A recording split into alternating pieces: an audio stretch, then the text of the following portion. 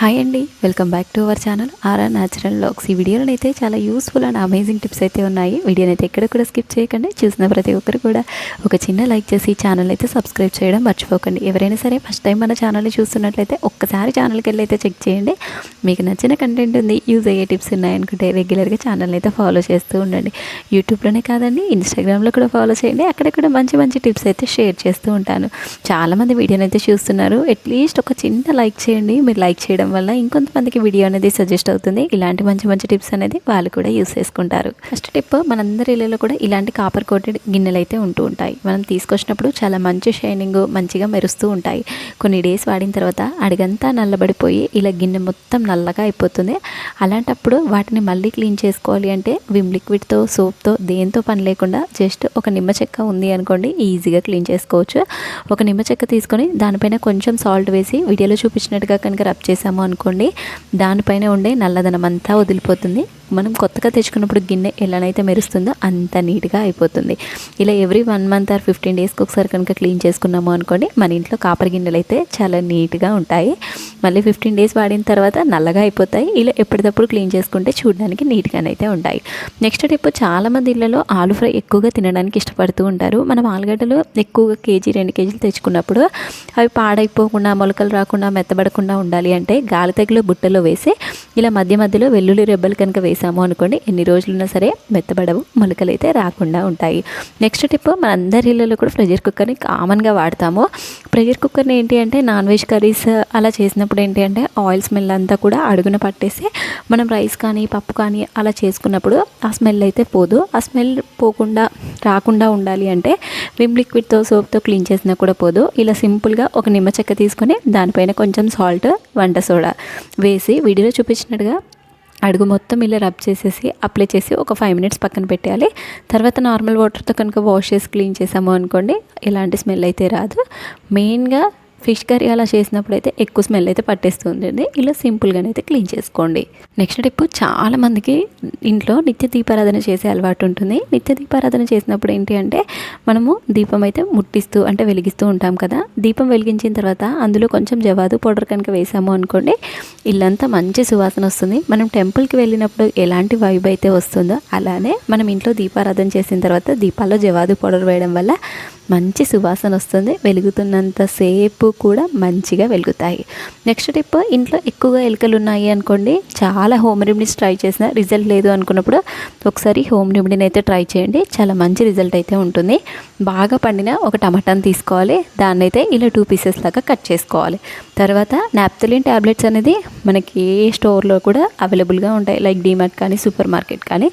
అవి ఒక 2 తీసుకొని మెత్తగా పౌడర్ లాగా చేసుకోవాలి. వీటిని ఎలుకలు ఎక్కడైతే తిరుగుతాయో ఆ ప్లేస్లో కనుక పెట్టి పడుకున్నాము అనుకోండి, నెక్స్ట్ డే మార్నింగ్ కల్లా ఎలుకలు అయితే అవి తిని చనిపోతాయి. చిన్నపిల్లలు, పెట్స్ ఉన్న వాళ్ళు జాగ్రత్తగా ఉండాలి. వాళ్ళు చూడక తినే ఛాన్సెస్ ఉంటాయి కాబట్టి వాళ్ళు ఉన్నప్పుడు కేర్ఫుల్గా వాళ్ళు పడుకున్న తర్వాత పెట్టి వాళ్ళు లేవడానికి ముందే రిమూవ్ చేసేయాలి. నెక్స్ట్ టిప్, సమ్మర్ స్టార్ట్ అయింది అంటే వాటర్ బాటిల్స్ అయితే ఎక్కువగా వాడుతూ ఉంటాం. అంటే వాటర్ అనేది ఎక్కువగా తాగుతూ ఉంటాం కదా. మనం వాటర్ బాటిల్స్ ఎప్పటికప్పుడు క్లీన్ చేయలేదు అనుకోండి, ఒక రకమైన స్మెల్ అలా వచ్చేస్తూ ఉంటుంది. అలా స్మెల్ రాకుండా ఉండాలి అంటే చాలామంది లిక్విడ్ వేసి క్లీన్ చేస్తూ ఉంటారు. ఆ లిక్విడ్ స్మెల్ బాటిల్కి పట్టేస్తుంది. దానివల్ల ఇంకొక రకమైన స్మెల్ వస్తుంది. అసలు లిక్విడే అవసరం లేకుండా ఇలా న్యాచురల్గా ట్రై చేయండి. రా సాల్ట్ ఉంటే రా సాల్ట్ తీసుకోవచ్చు, లేదు అంటే నార్మల్ సాల్ట్, కొన్ని బియ్యము, హాట్ వాటర్ వేసి వీడియోలో చూపించినట్టుగా షేక్ చేసేసి కనుక క్లీన్ చేసాము అనుకోండి, బాటిల్ అయితే చాలా మంచిగా క్లీన్ అయిపోతుంది. ఎలాంటి బ్యాడ్ స్మెల్ అయితే రాదు. మెయిన్గా బియ్యంని వేయడం వల్ల ఏంటంటే బియ్యం అనేది గరుకుగా ఉంటాయి కదా. గరుకుగా ఉండడం వల్ల అందులో ఉండే అడుగున చెత్త ఏదైనా ఫామ్ అయినా కూడా ఈజీగా వదిలిపోతుంది. మనకి పౌడర్ లిక్విడ్తో పని లేకుండా సింపుల్గా ఇలానైతే క్లీన్ చేసుకోండి. నెక్స్ట్ టిప్, మనందరం కూడా టిక్ టాక్ పిన్స్ అయితే వాడుతూ ఉంటాము. వన్స్ అవి కలర్ షేడ్ అయిన తర్వాత మనం ఆ పిన్స్ ఏంటి వేస్ట్ అని పడేస్తుంటాం. సేమ్ కలర్ నెయిల్ పాలిష్ ఉంది అనుకోండి, ఆ నెయిల్ పాలిష్ అయితే వేసి యూస్ చేసుకుంటాము. ఒకవేళ మన దగ్గర నెయిల్ పాలిష్ లేదు అని ఆ పిన్స్ని పడేయాల్సిన అవసరం లేకుండా వాటిని 2 విధాలుగా రీయూజ్ చేసుకోవచ్చు. ఇలా మన గ్రాసరీ ప్యాకెట్స్ అనేది డబ్బాలో వేసుకున్న తర్వాత రిమైనింగ్ గ్రాసరీ అయితే కొంచెం మిగిలిపోతూ ఉంటుంది. వాటిని రబ్బర్ వేసి పెడుతూ ఉంటాము. కొన్నిసార్లు గాలి తగలడం వల్ల పురుగు అయితే పడుతుంది. అలా పురుగు పట్టకుండా ఈ పిన్స్ పెట్టి క్లోజ్ చేసుకోవచ్చు. తర్వాత మనం చదువుకునేటప్పుడు, రాసుకునేటప్పుడు, పిల్లలు చదివేటప్పుడు అయినా సరే న్యూస్ పేపర్ కానీ ఏదైనా చదివేటప్పుడు గాలికి అటు ఇటు పేపర్స్ అయితే మూవ్ అవుతూ ఉంటాయి కదా. ఆ మూవ్ అవ్వకుండా ఎడ్జెస్కి ఇలా పిన్స్ని అయితే పెట్టుకోవచ్చు. ఇలా 2 విధాలుగా పిన్స్ని అయితే రీయూజ్ చేసుకోవచ్చు. నెక్స్ట్ టిప్, సమ్మర్ స్టార్ట్ అయింది అంటే అందరిలో ఎక్కువగా వాడే ఐటమ్ ఏదైనా ఉంది అంటే ఫ్రిడ్జే. ఎందుకంటే వాటర్కి కానీ, పాలు పెరుగు స్టోర్ చేయడానికి కానీ, కర్రీస్ పెట్టడానికి కానీ, ఇడ్లీ పిండి దోశ పిండి ఏది ఎక్కువ డేస్ స్టోర్ ఉండాలన్నా ఫ్రిడ్జ్లో పెడుతూ ఉంటాము. అలాంటప్పుడు ఫ్రిడ్జ్ నుండి కొన్నిసార్లు బ్యాడ్ స్మెల్ అయితే వస్తూ ఉంటుంది. ఆ బ్యాడ్ స్మెల్ పోవడానికి ఫ్రిడ్జ్లో ఉన్న ఐటమ్స్ అన్నీ తీసి క్లీన్ చేయాల్సిన పని లేకుండా సింపుల్గా ఇలానైతే ట్రై చేయండి. ఒక బాక్స్ తీసుకొని అందులో కొంచెం కాఫీ పౌడర్, అలాగే వంట సోడా, నిమ్మరసం, కొన్ని వాటర్ అనేది వేసుకోవాలి. వేసుకొని దీన్ని సిల్వర్ ఫాయిల్తో క్లోజ్ చేసేసి ఆ స్మెల్ బయటికి రావడానికి మధ్యలో చిన్న చిన్న హోల్స్ అయితే చేసుకోవాలి. తర్వాత దీన్ని తీసుకెళ్ళి ఫ్రిడ్జ్లో కనుక పెట్టాము అనుకోండి, ఫ్రిడ్జ్లో ఉండే బ్యాడ్ స్మెల్ అంతా కూడా రిమూవ్ అయిపోతుంది. దీన్ని ఒక నైట్ మొత్తం ఫ్రిడ్జ్లో ఉంచి నెక్స్ట్ డే మార్నింగ్ రిమూవ్ చేస్తే సరిపోతుంది. అందులో ఉండే బ్యాడ్ స్మెల్ అంతా కూడా అబ్జర్వ్ చేసేస్తుంది.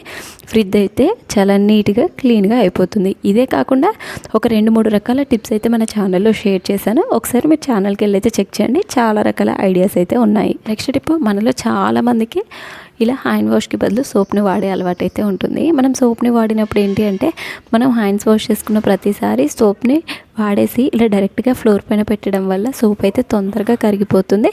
అలాంటి చిన్న పిల్లలు ఉన్నారు అనుకోండి, ఎక్కువ సోప్ రుద్దుకొని వేస్ట్ చేస్తూ ఉంటారు. సో అలాంటిది వేస్టేజ్ అనేది అవ్వకుండా ఉండాలి అంటే వీడియోలో చూపించినట్టుగా ఒక సూది దారం తీసుకొని ఇలా సోప్లోకి అయితే ఈ దారంని ఎక్కించుకోవాలి.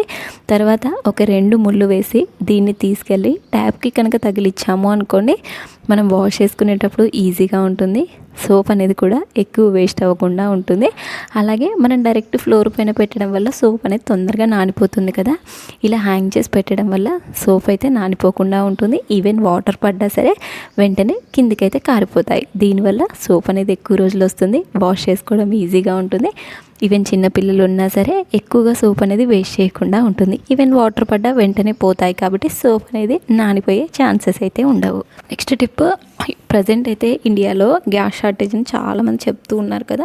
మనం ఏంటి అంటే బర్నల్స్ సరిగ్గా లేకపోయినా, గ్యాస్ స్టవ్ కొంచెం ప్రాబ్లంగా ఉన్నా సరే గ్యాస్ వేస్టేజ్ అనేది ఎక్కువగా అవుతుంది.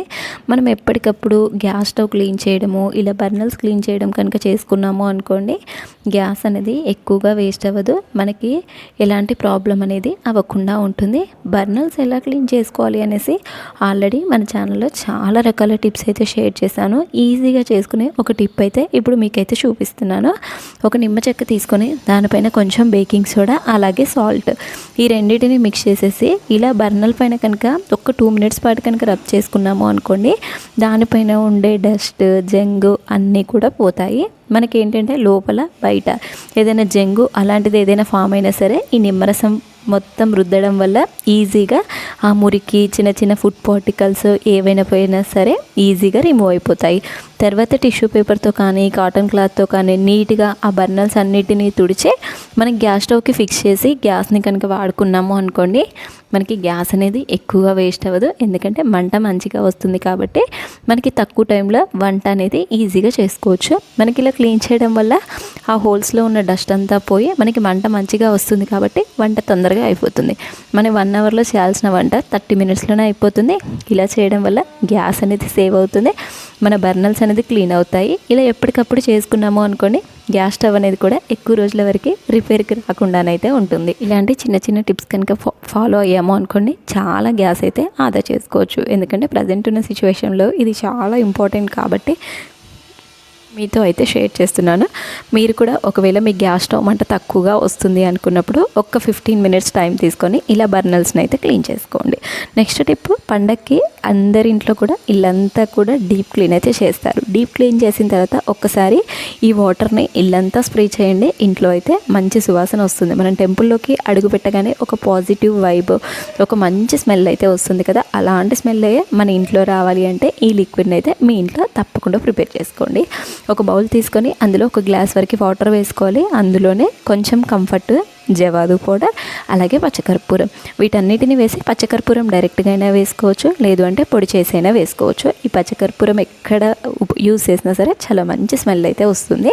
వీటన్నిటిని మంచిగా మిక్స్ చేసి తీసుకొని ఒక స్ప్రే బాటిల్ ఉంటుంది కదా, ఆ బాటిల్లోకి వేసి మనం ఇంట్లో కర్టెన్స్ దగ్గర కానీ, డోర్స్ దగ్గర కానీ, విండోస్ దగ్గర కానీ ఈ వాటర్ని కనుక స్ప్రే చేసాము అనుకోండి, ఇల్లంతా మంచి సువాసన వస్తుంది. ఇంట్లో ఒక పాజిటివ్ వైబ్ అయితే ఉంటుంది. మనం ఇంట్లో డీప్ క్లీన్ చేసిన తర్వాత ఈ స్ప్రే కనుక చేసాము అనుకోండి 1 వీక్ 10 డేస్ వరకు ఇంట్లో చాలా మంచి సువాసన అయితే వస్తుంది. లాస్ట్ టిప్, ఇదైతే చాలామంది ఫేస్ చేసే ఉంటారు. దోశ ప్యాన్ పైన ఎప్పుడైనా కనుక మనం దోశలు వేసాము అనుకోండి కొన్నిసార్లు అంటుకుపోతాయి. మనం ఎన్ని దోశలు వేసినా సరే విరిగిపోతూ ఉంటాయి. అలాంటప్పుడు ఏంటి అంటే మనం దోశలు వేయాలి అంటే విసుగైతే వస్తుంది. ఇలా సింపుల్గా కనుక ఒక్కసారి సీజనింగ్ చేసి కనుక దోశలు వేసుకున్నారు అనుకోండి దోశలు అయితే చాలా చక్కగా వస్తాయి, అతుక్కోకుండానైతే ఉంటాయి. ఫస్ట్ ఆఫ్ ఆల్ క్లీనింగ్ కోసం కొంచెం షాంపూ, మనకి వచ్చిన ఏ షాంపూనైనా వేసుకోవచ్చు. అందులోనే కొంచెం బేకింగ్ సోడా, అలాగే సాల్ట్, లాస్ట్లో నిమ్మరసం, కొన్ని వాటర్ అయితే యాడ్ చేసుకొని మీడియం ఫ్లేమ్లో జస్ట్ 2 మినిట్స్ మాత్రమే వీడియోలో చూపించినట్టుగా గరిటెతో మొత్తం ప్యాన్ మొత్తం స్ప్రెడ్ చేసుకోవాలి. తర్వాత ఈ వాటర్ని అంతా కూడా రిమూవ్ చేసేసి ఒకసారి షాంపూ స్మెల్ వస్తుంది కాబట్టి ఒకసారి విమ్ లిక్విడ్తో కానీ విమ్ సోప్తో కానీ క్లీన్ చేసుకోవాలి. తర్వాత దీనిపైన కొంచెం కుకింగ్ ఆయిల్ వేసి మీడియం ఫ్లేమ్లో పెట్టి ఆయిల్ అంతా స్ప్రెడ్ చేసేసి టిష్యూ పేపర్తో మొత్తం ప్యాన్కి అప్లై చేసుకోవాలి. తర్వాత కనుక మనం దోశను వేసుకున్నాము అనుకోండి దోశలు అయితే అంటుకోకుండా చాలా ఈజీగా వస్తాయి. మీకైతే ఎప్పుడైతే దోశలు రావట్లేవు అంటుకుంటాయి అనుకున్నప్పుడు ఈ మెథడ్ని అయితే ఫాలో అవ్వండి. దోశలు అయితే చాలా మంచిగా వస్తాయి. నాన్ స్టిక్ పెనమైనా కాస్ట్ ఐరన్ ప్యాన్ అయినా ఏదైనా సరే ఈ సీజన్కి అయితే మీరు ట్రై చేయండి. దోశలు అయితే చక్కగా అతుక్కోకుండా మంచిగానైతే వస్తాయి. ఇలా చేసిన తర్వాత చాలామంది అడుగుతున్నారు షాంపూ స్మెల్ వస్తుంది కదా అని. అస్సలు రాదండి. ఎందుకంటే మనం మీడియం ఫ్లేమ్లో ఆల్రెడీ 2 మినిట్స్ హీట్ చేసి తర్వాత లిక్విడ్తో క్లీన్ చేసిన తర్వాతనే ఆయిల్ అనేది అప్లై చేసి తర్వాత దోశ వేస్తున్నాం కాబట్టి మనకి ఎలాంటి షాంపూ స్మెల్ అయితే రాదు. తప్పకుండా మీరు కూడా ట్రై చేయండి. ఐ హోప్ మీకు టిప్స్ అన్నీ కూడా నచ్చాయని అనుకుంటున్నాను. మీకు ఏ టిప్ నచ్చిందో కామెంట్ చేయండి. ఫర్దర్గా మీకు ఎలాంటి టిప్స్ కావాలో కామెంట్ చేయండి. నెక్స్ట్ వీడియోస్లోనైతే తప్పకుండా చేయడానికైతే ట్రై చేస్తాను. వీడియో చూసిన ప్రతి ఒక్కరు కూడా లైక్ చేసి సబ్స్క్రైబ్ చేసి సపోర్ట్ చేయడం మాత్రం మర్చిపోకండి. Thanks for watching.